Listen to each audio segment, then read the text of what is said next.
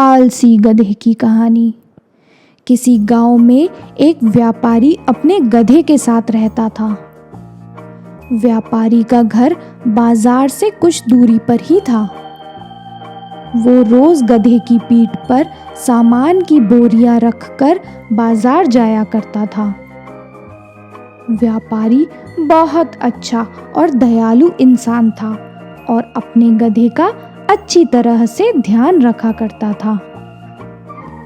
गधा भी अपने मालिक से बहुत प्यार करता था, लेकिन गधे की एक समस्या थी कि वो बहुत आलसी था। उसे काम करना बिल्कुल भी अच्छा नहीं लगता था। उसे तो सिर्फ खाना और आराम करना पसंद था। एक दिन व्यापारी को पता चला कि बाजार में नमक की बहुत मांग है। उस दिन उसने सोचा कि अब वो बाजार में नमक बेचा करेंगे।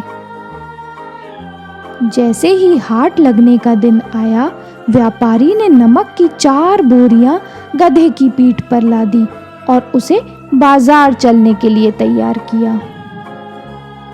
व्यापारी के घर और बाजार के बीच एक नदी पड़ती थी, जिसे पुल की मदद से पार करना पड़ता था।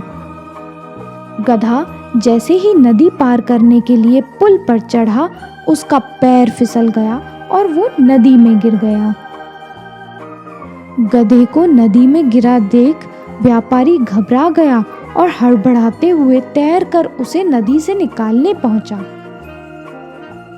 व्यापारी ने किसी तरह अपने गधे को नदी से बाहर निकाल लिया।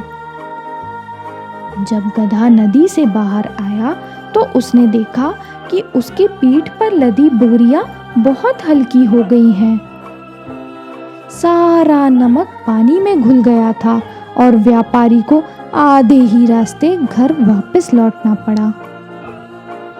इस वजह से व्यापारी का बहुत नुकसान हो गया, लेकिन इस घटना से आलसी गधे को बाजार तक ना जाने की एक तरकीब सूझ गई थी।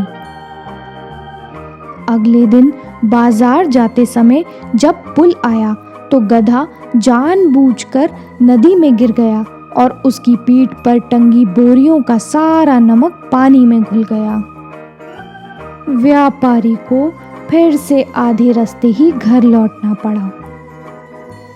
गधे ने हर दिन ऐसा करना शुरू कर दिया। इस कारण व्यापारी को बहुत ज़्यादा नुकसान होने लगा, लेकिन धीरे धीरे व्यापारी को गधे की ये युक्ति समझ आ गई थी। एक दिन व्यापारी ने सोचा कि क्यों न गधे की पीठ पर ऐसा सामान रखा जाए जिसका वजन पानी में गिरने से 2 गुना हो जाए। और ये सोचकर व्यापारी ने गधे की पीठ पर रुई से भरी बोरियां बांध दी और उसे लेकर बाजार की ओर चल पड़ा। अब जैसे ही पुल आया, गधा रोज की तरह नदी में गिर गया, लेकिन आज उसकी पीठ पर लदा वजन कम नहीं हुआ बल्कि और बढ़ गया। गधा इस बात को समझ नहीं पाया। ऐसा अगले 2 से 3 दिन तक होता रहा। व्यापारी गधे की पीठ पर रुई से भरी बोरी बांध देता और पानी में गिरते ही उसका वजन 2 गुना हो जाता था। आखिरकार गधे ने हार मान ली। गधे को अब सबक मिल चुका था। चौथे दिन जब व्यापारी और गधा बाजार के लिए निकले तो गधे ने चुपचाप पुल पार कर लिया। उस दिन के बाद गधे ने कभी भी काम करने में आलस नहीं दिखाया और व्यापारी के सारे नुकसान की धीरे धीरे भरपाई हो गई।